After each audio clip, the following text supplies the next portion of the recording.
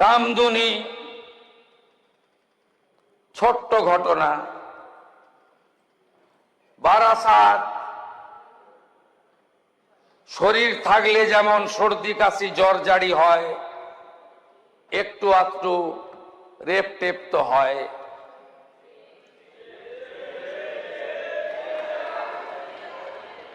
কাকদ্বীপের ঘটনা, ফুল রেপে 20,000, হাফ রেপে 10,000। হাঁসখালির ঘটনা,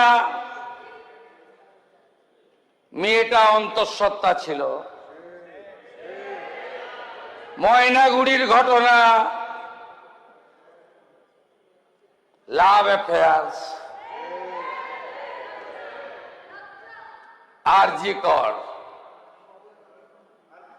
ওর বাবা মা চাইলে তো 10 লাখ দিতেই পারি। এই তো ছিল নারী নিরাপত্তা। আর নিরাপত্তা কিভাবে দিতে হয়, ঘটনা ঘটতে পারে,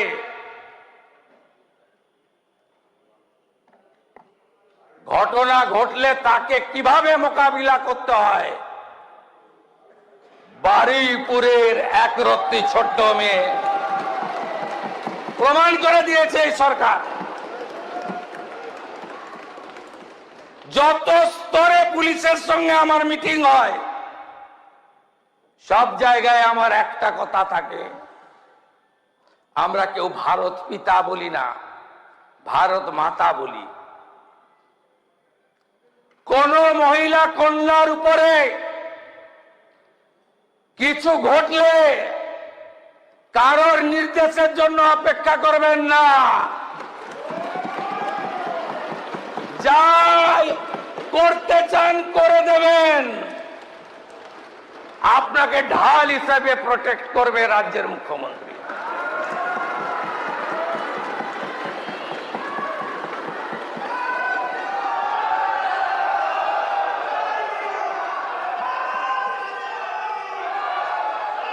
প্রাক্তন মুখ্যমন্ত্রীর সোশ্যাল মিডিয়া হ্যান্ডেল খুললে আমি দেখিয়ে দেব। মাটিগাড়াতে নেপালি একজন ছোট্ট 10 ক্লাসের বাচ্চা মেয়েকে রেপ করে খুন করেছিল, তার ফাঁসির আদেশ হয়েছিল। প্রাক্তন মুখ্যমন্ত্রী মেসেজ করে বললেন ধন্যবাদ দিচ্ছি। কুলতলিতে খুব দ্রুত ফাঁসির আদেশ হলো, ধন্যবাদ দিচ্ছি। কার্যকর করতে পারেন না কেন?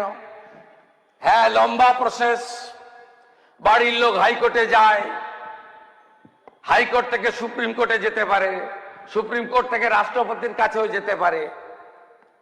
যদি দিল্লিতে নরেন্দ্র মোদীজির নিয়ন্ত্রণাধীন দিল্লি পুলিশ, দিল্লির জুডিশিয়ারি,